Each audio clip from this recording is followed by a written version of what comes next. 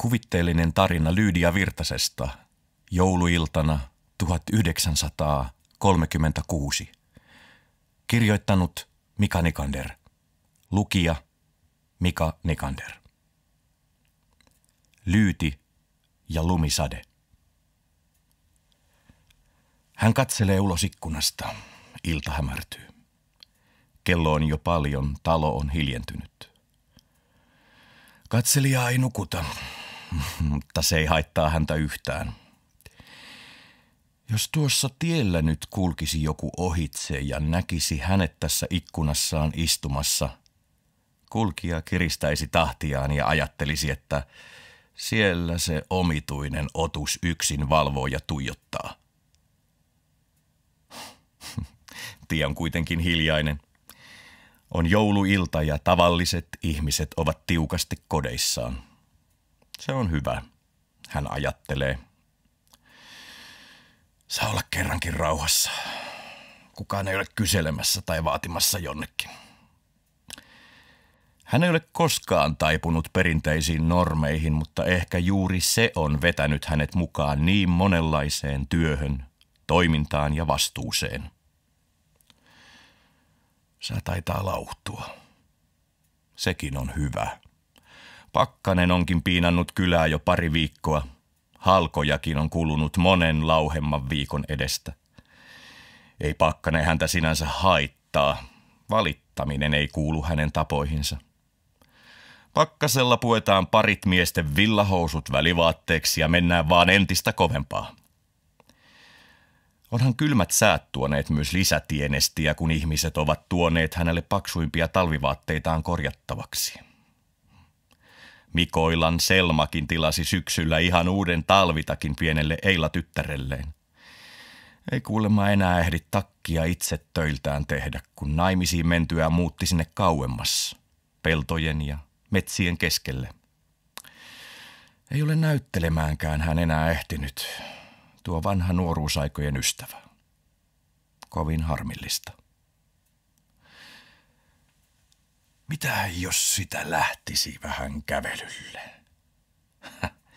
Eihän kunnon ihmiset käyskentele jouluiltana ulkona, mutta häntä ei ole keksityt säännöt ennenkään pidätelleet.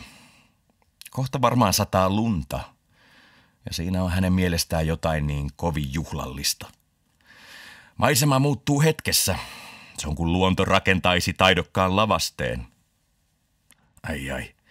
Saisikin joskus sellaisen lavasteen näyttämölle iänikuisten koivukulissien ja tupanäkymien sijaan. Hän heittää pompan ylleen, vetäisee huopatossut jalkaansa ja päähänsä hän laittaa omituisen, itse tekemänsä villavaskerin, joka on kuin hajonnut ampiaispesä. Hän kulkee mäkeä ylös. Taakse jäävä uusi työväentalo on tumma ja hiljainen. Siellä ei nyt tänään pidetä kokousta, harjoitella näytelmää eikä tanssita. Ei sellainen ole sopivaa. Jouluna, sanotaan. Häntä hymyilyttää, sillä ylihuomenna kun tämä pyhyys taas vähän helpottaa, pelataan talolla ennen Tapaninpäivän tansseja hänen ohjaamaa näytelmää Laulava hotelli. Näytelmän riehakasta menoa on kylällä paheksuttu, mutta sali on aina täynnä. Viime viikon kovilla pakkasilla tosin oli Felixin roolissa keikkuvan Lundbergin Laurin silinterikin ollut aivan kuurassa, kun se näyttämön alta pukuvarastosta haettiin. Mutta ne uudet pojat, Kalle ja Lauri, ne pärjäävät kyllä oikein hyvin. Hän oli hakenut sivuluisuun ajautuneet nuoret miehet näyttelemään Nousevan auringon talosta tuolta Pusulan puolelta. Ne olivat kuulemma saaneet töitä tehtaalta. Aloittavat joulun jälkeen tammikuussa. Siitä hän tuntee syvää iloa. Toivottavasti pojatkin ehtivät sitten taas näyttelemään, kun vuosi vaihtuu uudeksi vuodeksi 1937. Keväällä laitetaan Werneri Jokiruohon näytelmä Muilutus. Ja kylä saa taas huokailun aihetta, kun se ensi-ilta vappuviikolla koittaa. Oikein hän arvasi. Lumisade alkaa hiljalleen. Hän on ehtinyt jo mäen päälle. Hän seisoo hetken valkoisen mansaarikattoisen talon kulmalla ja nauttii lumen hiljaisesta leijailusta. Puhelinkeskuksen talossakin on pimeää. Kerrankin sentraali vaikenee. Mutta kas, pappilan sali on vielä valaistu. Ikkunoilla palaa kynttilät kolmihaaraisissa kyntteliköissä. Kukin sääty tavallaan, hän ajattelee, ja jatkaa matkaansa. Puiston liiketalon jäädessä vasemmalle hän kaartaa ylös pappilan mäkeä. Uutta lunta tulee jo niin sakeasti, että kävelijä piirtää jälkeensä tasaisen kauniit huopatossun jäljet. Hän ohittaa kirkkomaan ja kulkee keskusaukioille, jossa hän seisahtuu jälleen ihmettelemään lumen tasaista putoamista. Hän kääntää kasvonsa kohti lumisadetta ja antaa lumihiutaleiden sulaa kirpeinä kasvoilleen. Hän levittää kätensä, sulkee silmänsä ja alkaa pyöriä hiljalleen tuntien huimaa vapautta. Hänen pyörintänsä kiihtyy hurjaksi. Hän haluaa pyöriä yhtä hurjasti kuin Emmi Jurkka Ibsenin Villisorsan Ginan roolissa Kansallisteatterissa viime vuonna. Lopulta hän kaatuu keskelle puhtaan valkoiseksi muuttunutta näyttämöään lumen pöllähtäessä villisti hänen ympärillään. Hän makaa hetken lumen keskellä, silmät auki katsellen taivaalta kohti tulevia hiutaleita. Tekeekö hän kukaan muu aikuinen tässä kylässä koskaan mitään tällaista? Äkkiä hiutaleet alkavat tuntua uhkaavilta. Ne tulevat syyttäen ja voimalla häntä kohti. Nopeasti ylös. Hän korjaa hatun tapaistaan, puistaa vähän lunta takistaan ja jatkaa matkaa niin kuin äskeistä kohtausta ei olisi koskaan tapahtunutkaan. Hän kulkee ohi suuren, kummitusmaisen, pimeän yhteiskoulun, puikkelehtii läpi Anttilan talon puutarhan Takkoinmäelle. Tämä mäennyppylä on hänen lempipaikkansa. Tästä näkee niin paljon. Kirkonkylän, junaradan uoman, sen takana aukeavan maaseudun ja ennen kaikkea tehtaan tuolla alhaalla montussaan. Jokin tuossa tehtaassa kiinnostaa häntä loputtomasti. Se työn voima, joka tuossa tehtaassa arkisin voimallisesti savuaa, höyryää, pihisee ja murisee. Nyt jouluaattona tehdas on hetken hiljainen. Vain joku hyvin himmeä valo näkyy jossain. Hän kuuntelee aivan hiljaa. Ihan kun tehdas nytkin pitäisi hiljaista murinaansa syvällä sisuksissaan. Hän kulkee mäkeä alas. Tuo tehdas on jotenkin kuin teatterin näyttämö. Tavallaan yhtä erikoinen, voimakas ja kiehtova. Vai onko se nuo notkot, jyrkät mäet, eri tasoilla kohoilevat katot, korkeuksiin kohoava savupiippu? Keskellä mäkeä ennen tehtaan porttia hän äkkiä pysähtyy. Näkeekö hän näkyjä?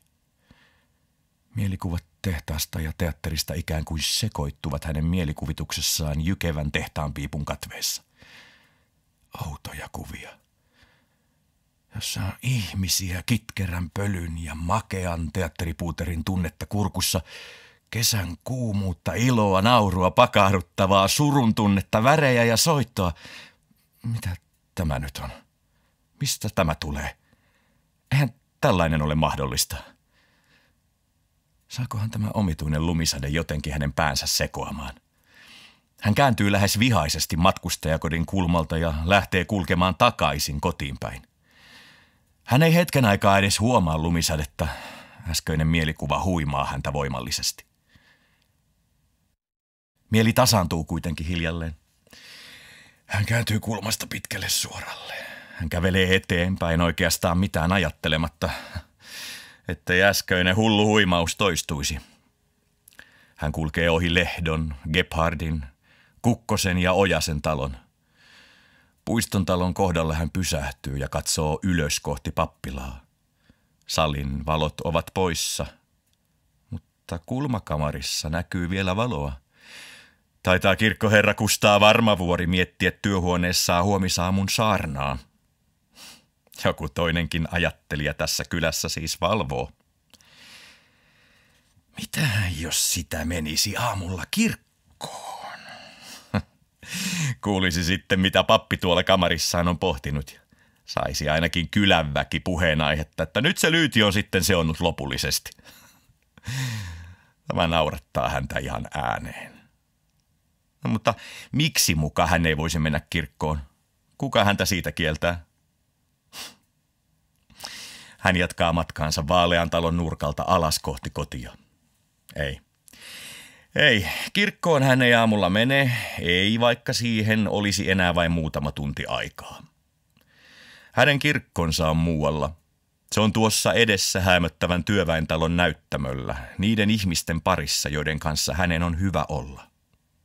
Kuvat hänen mielessään kulkevat työväentalon näyttämöllä. Kesällä Kosken rannalla myllypuistossa. Fagerkullan koivujen alla kivisenä nousevan katsomon äärellä. Vaaleapuisessa komeassa salissa yhteiskoululla, tehtaan piipun luona kohoavassa uljassa teatterissa. Seis! Mitä nämä kuvat ovat? Mistä ne tulevat? Voiko tulevaa nähdä? Nyt äkkiä kotiin. Tässä lumipyryssä on todella jotain kovin outoa. Jos hän nyt katsoisi taakseen, niin hän näkisi, kuinka valo pappilan kulmakamarissa sammuu. Vain yksi ajattelija kylässä enää valvoo ja avaa kotiporttiaan. Kotona hän muistelee Eino Leinon säkeitä. Miten se menikään se hymyilevä Apollo? Oi ihmiset, toistanne ymmärtäkää, niin ette niin kovat oisi. Ei tuomitse se, joka ymmärtää. Lumisade ulkona peittää hiljalleen hänen jälkensä niin, etteivät joulukirkkoon menijät aamulla enää näe merkkiäkään yöllisen kulkijan matkasta.